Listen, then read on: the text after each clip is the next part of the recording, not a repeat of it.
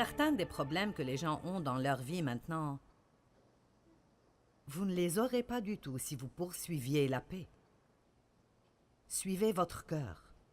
1 Pierre 3,11. Qu'il se tourne du mal et s'en éloigne, qu'il fasse ce qui est bien, qu'il recherche la paix, l'harmonie, le calme face à ses peurs, les passions agitées et les conflits moraux, et qu'il recherche avec ténacité. Écoutez, ne cherchez pas juste les relations de paix avec Dieu, avec votre prochain et avec vous-même, mais poursuivez-les et pourchassez-les. Maintenant, ce verset m'a beaucoup aidé parce que j'ai finalement vu que je n'allais pas avoir la paix juste en disant « Oh Dieu, donne-moi la paix ». Oh Dieu, donne-moi la paix. Dieu, s'il te plaît, donne-moi la paix. Eh bien, je prie pour la paix. Mais je ne me sens pas en paix. Peux-tu prier pour moi, pour la paix? Je prierai pour vous pour que vos yeux soient ouverts et que vous compreniez que vous avez toute la paix dont vous aurez besoin qui vit dans votre cœur si vous le laissez travailler. Amen. Vous savez, ça a pris beaucoup d'années pour que je commence à avoir cette révélation. Je pense que parfois nous prions faussement. Nous prions pour des choses que nous avons déjà et que nous n'utilisons pas. Donc, c'est un peu comme ça. Dave et moi, nous avons une conversation qui devient bruyante. Vous savez ce que ça veut dire quand la conversation commence à devenir bruyante? D'accord. Donc, voyez, c'est comme un signal d'alarme. Et je suis déjà passée par là. Et alors, quelque chose vient à moi, de là, mais quelque chose monte en moi. Et vous savez, parfois pour moi, c'est juste ce petit... chut.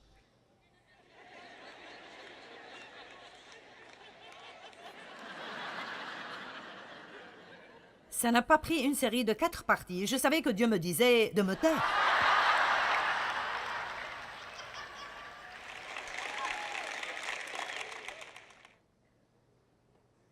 Mais je ne veux pas me taire. Et je ne vais pas te laisser penser que tu as raison alors que je sais que tu as tort. Alors nous continuons.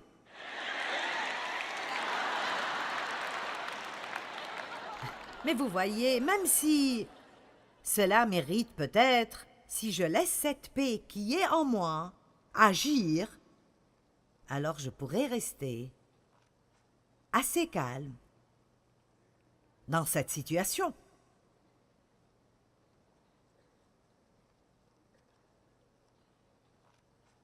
Donc, quand j'ai décidé que je n'allais pas vivre sans la paix, la première chose que j'ai faite, et cela sera votre premier devoir, j'ai commencé à faire attention à ce qu'étaient mes voleurs de paix. Et j'ai commencé à faire des changements. Si je vous dis maintenant, je peux amener presque n'importe qui entre vous ici et dire « Qu'est-ce qui vole votre paix ?» Et là, vous pourriez réciter une liste. Donc, vous devez faire une liste. Vous avez besoin de faire une liste des choses qui volent votre paix et vous devez réaliser que le diable sait ce que chacune d'elles est. Et, l'une de mes phrases préférées, il vous met dans des situations où vous êtes gêné parce que pas de paix veut dire pas de puissance. Vous me suivez? Pas de paix veut dire pas de puissance. Maintenant, je vais vous dire une petite histoire. Je l'ai dite à l'une de mes conférences. Mais elle est fraîche, donc je vais la dire de nouveau. J'ai fait un petit enseignement, l'un de ces petits enseignements de studio que je fais parfois, avec une petite audience à propos de semer et récolter. Et je ne parlais même pas particulièrement de semences et de récolte financière. Je parlais de semer et de récolter dans tout domaine de notre vie. J'aime ce truc de semer et de récolter parce que je sens que ça me donne une mesure de contrôle sur ma vie. En d'autres termes, si je veux plus d'amis, ce que je dois faire est d'être plus aimable. Si je veux que les gens soient bons envers moi, tout ce que je dois faire est de commencer à être bon envers eux. Donc c'est vraiment une chose sympa que Dieu nous a donnée. Nous devons toujours attendre pour avoir. Nous disons, pourquoi ne me donnes-tu pas ce que je veux? Mais Dieu dit que vous devez semer un peu d'abord. puis vous récolterez. Donc, j'aime vraiment cela. Donnez grâce et vous en recevrez. Semez le jugement, vous aurez le jugement. Ça marche dans toute région de votre vie. Vous aidez les gens, Dieu vous donnera des gens qui vous aideront quand vous avez besoin d'aide. Après que j'ai fait l'enseignement, Ginger et moi nous parlions et j'ai en quelque sorte décidé que j'allais tester cela moi-même. Je vais juste choisir quelque chose et je vais commencer à en semer exprès et je vais voir combien de temps ça prend pour que je commence à en recevoir. Et elle a dit, je vais faire la même chose. Alors elle m'a dit ce qu'elle allait faire et c'était bien, une chose qu'elle voulait, alors elle allait commencer à semer. Et je ne savais vraiment pas ce que je voulais, alors j'ai dit, je vais devoir prier. J'ai commencé à prier en disant, Dieu, qu'est-ce que je veux vraiment? Et ici aussi, je ne dis pas ça pour paraître comme si j'essayais d'être très religieuse, mais plus que tout ce que je voulais à ce point dans ma vie, ce que je voulais est que la puissance de Dieu soit sur moi d'une telle façon que quand je prêche l'Évangile, les gens sont libérés et guéris et délivrés et sauvés et remplis du Saint-Esprit. Et je suis déjà passée par le désir pour tout le reste, donc ce n'est pas comme, vous savez, comme si j'étais Sainte Joyce, parce que je ne le suis pas, mais à ce point dans ma vie, j'étais assez vieille pour réaliser qu'il n'y a pas beaucoup plus qui ait un sens. Et alors, si je vais faire cela, je suis très orientée vers les résultats, donc je veux des résultats. Je veux que les gens disent « Ce message a changé ma vie ». Je veux que les gens disent « J'avais une tumeur et elle a disparu ». Alors que la parole était prêchée. Je crois qu'il y a la puissance de guérison dans la parole de Dieu et je crois que nous devons connaître cela. Il envoie sa parole et les guérit et les délivre de la fosse et de la destruction. Et donc, je prends mon temps avec Dieu et je dis, d'accord, voici ce que je veux. Je veux plus de puissance et Dieu m'a parlé et il a dit, alors sème plus de paix. Et immédiatement, j'ai vu une situation que j'avais traversée ce jour-là, le jour de choses que nous traversons tout le temps. J'ai commandé du matériel à un endroit où j'ai acheté des étoffes pour couvrir des chaises à la cuisine. J'ai commandé 8 mètres, que tout le monde dise 8. Mais quand ils les ont amenés, il y avait 6 mètres et demi. Maintenant, je peux comprendre 7 ou 9, mais d'une façon ou d'une autre, ils ont mis dans l'ordi 6 et demi. Et alors, j'ai commencé. Pour l'amour du ciel! Je n'ai pas dit cela aux gens, je parlais à ma fille. Pourquoi les gens ne peuvent-ils pas faire ce qu'on leur demande de faire? Est-ce que quelqu'un a déjà fait ce commentaire? Et ma fille a rapidement répondu et j'ai su que c'était Dieu qui me parlait à travers elle.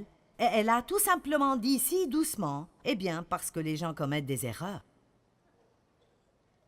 Eh bien...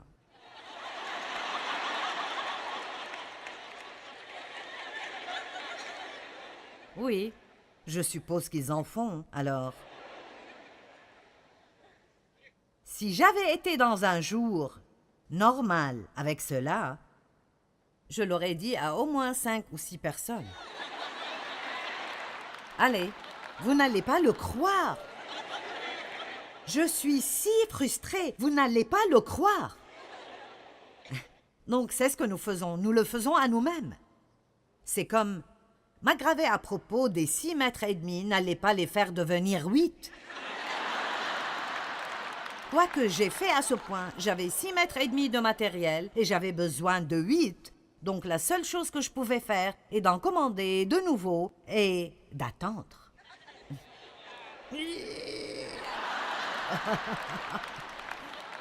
Ce que je ne voulais pas faire. Puis ils ont livré ma table basse et les gens qui l'ont livrée ont mis la boîte au milieu du salon et s'en allaient. « Wow, attendez! N'allez-vous pas l'assembler? Non, nous ne le faisons pas. Eh bien, si vous ne le faites pas, qui le fait? » Dieu merci, je n'étais pas à la maison où ce ne serait pas beau. Ma fille s'est occupée de ceci et donc, Elle a dit « Non, nous avons besoin de vous pour l'assemblée. » En résumé, toutes les pièces n'étaient pas là et certaines étaient abîmées, alors ils ont dû la reprendre. Donc maintenant, nous attendons cela. Mais c'était là la situation que j'avais en tête quand j'ai entendu « Sème la paix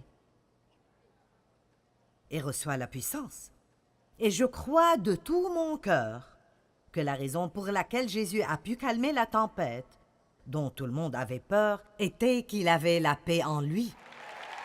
Vous ne pouvez pas donner ce que vous n'avez pas. Allez, vous ne pouvez pas donner ce que vous n'avez pas. Mais je vous dis cela, si vous restez en paix, ou si je peux rester en paix dans toute situation, Satan perd le contrôle. Il perd absolument et complètement le contrôle et immédiatement, nous avons un avantage parce que quand vous restez en paix, vous pouvez entendre de Dieu et être guidé par l'Esprit et savoir quoi faire. Mais dès que nous devenons frénétiques, la situation s'empire. Quels sont certains de mes voleurs de paix? Vous en reconnaîtrez certains, j'en suis sûr. Avez-vous compris mon exemple à propos de semer la paix et de récolter la puissance? Vous comprenez cela? Dire oui à des choses que je ne veux vraiment pas pour que d'autres personnes soient heureuses. Mon Dieu, cela m'énerve vraiment. Et puis, vous savez ce que nous faisons? Nous leur en voulons. Allez maintenant. Nous leur en voulons parce qu'ils contrôlent nos vies.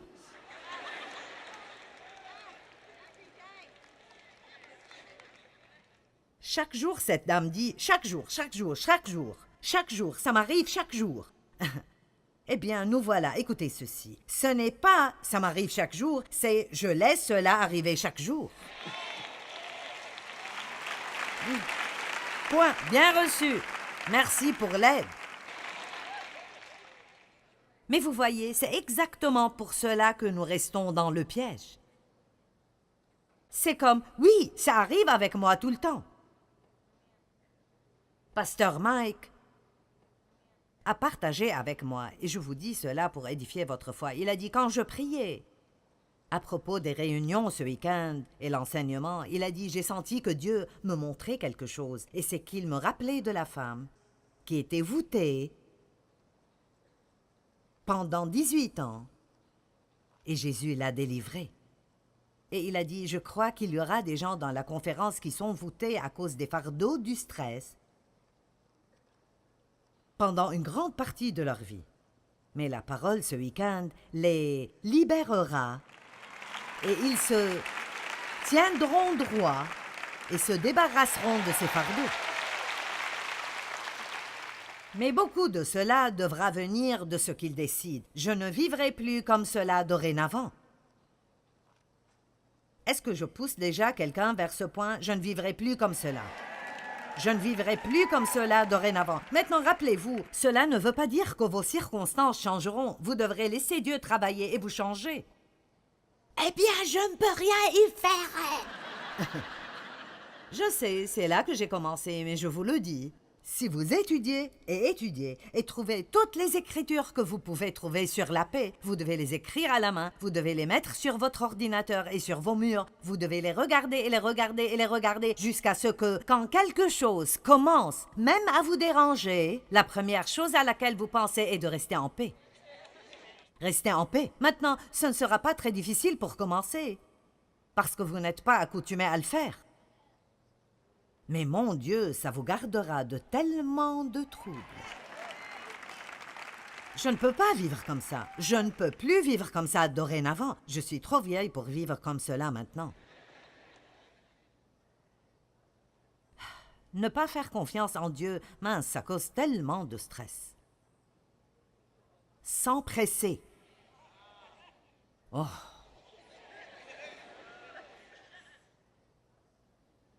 Avoir trop de choses qui arrivent en même temps. Compliquer des choses qui auraient pu être si simples. Vous avez entendu mes histoires à propos de transformer un simple barbecue en un cauchemar. C'est comme... Je ne sais pas si je peux cuisiner un simple repas.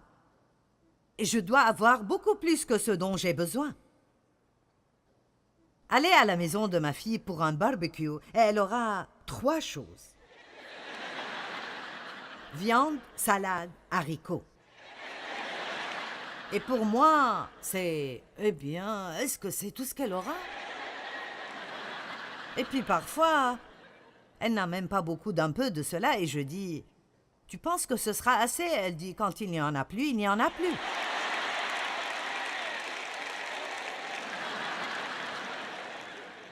Donc là, je me fâche à cause de son barbecue. Et je commence à penser, je devrais amener quelque chose. Est-ce que quelqu'un d'autre que moi dans cette salle a un faux sens de responsabilité? Bon, Jésus m'a amené la bonne foule. Laissez-moi vous dire quelque chose. Je vous aiderai volontiers à réparer vos problèmes. Je vous donnerai des conseils et compliquer des choses qui auraient pu être simples. Trop de bruit pendant trop longtemps me fatigue maintenant. Je dois avoir du calme. Oh! Je ne comprends pas ces gens qui veulent que quelque chose arrive autour d'eux tout le temps. Et le volume de la musique, je suis comme...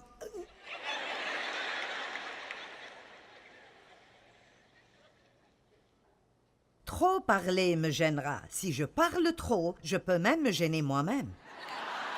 Vous faites parfois cela? Est-ce que vous parlez jusqu'à ce que vous ne sachiez pas ce que vous dites ou pourquoi vous le dites et vous pensez juste « Pourquoi est-ce que je ne me tais pas ?» mais votre bouche continue de bouger et les paroles continuent à sortir?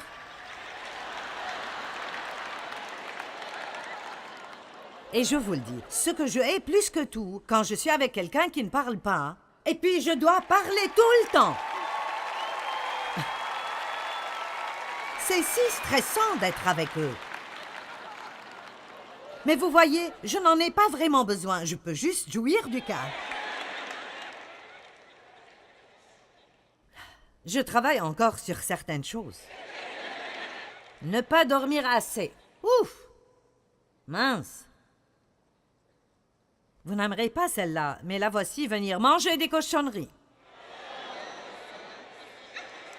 Et nous sommes à Hershey, en Pennsylvanie.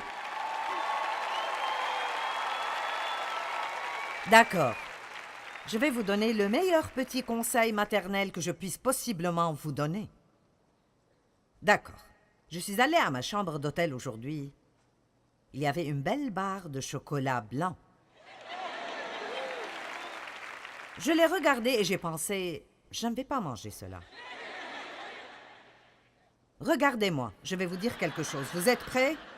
Vous n'avez pas à manger tout ce que quelqu'un met devant vous. Vous devriez être plus heureux à ce propos que vous ne l'êtes.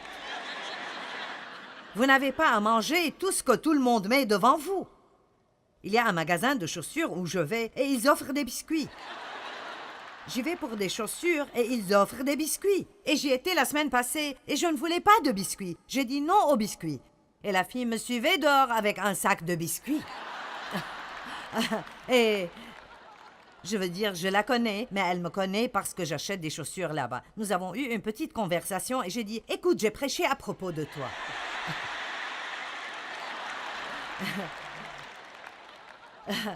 Je suis venue pour acheter des chaussures, pas des biscuits. Arrête d'essayer de me nourrir.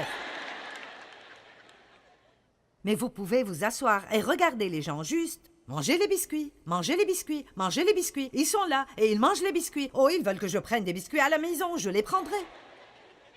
Allez, mettez des limites. Mettez des limites dans vos vies. Prenez des décisions. Décidez ce que vous allez faire et arrêtez de laisser tout autour de vous vous contrôler.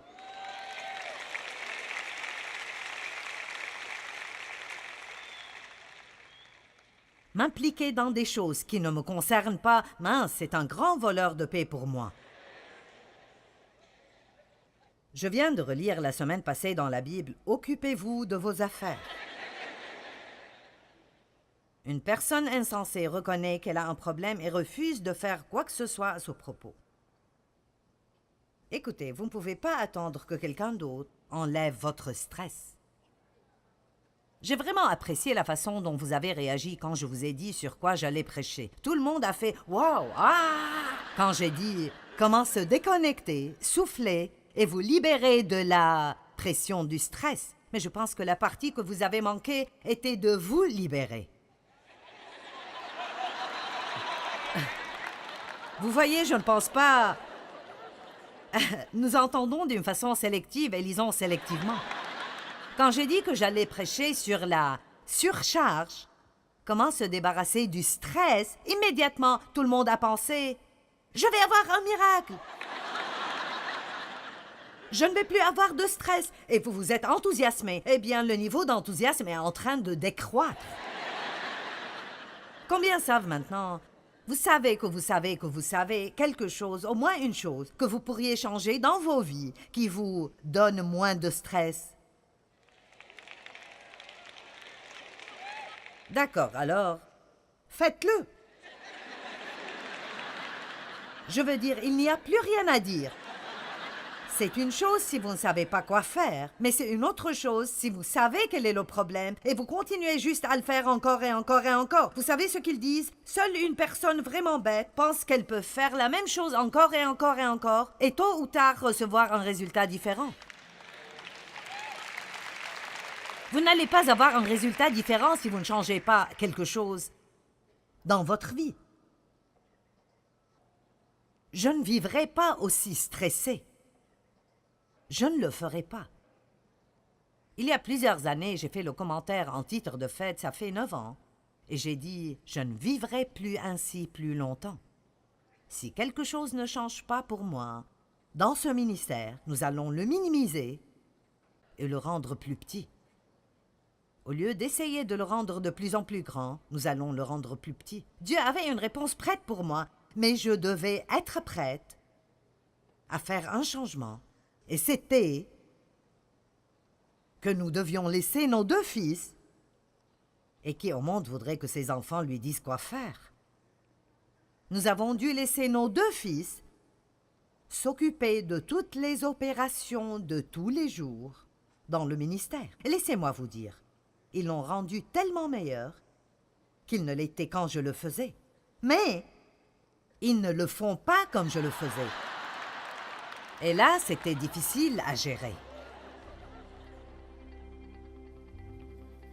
Quand vous arrivez au point, maintenant écoutez-moi, au point où vous dites « Je ne vivrai plus comme ça dorénavant », je ne vivrai plus comme ça dorénavant, Dieu commencera à vous montrer des choses à faire.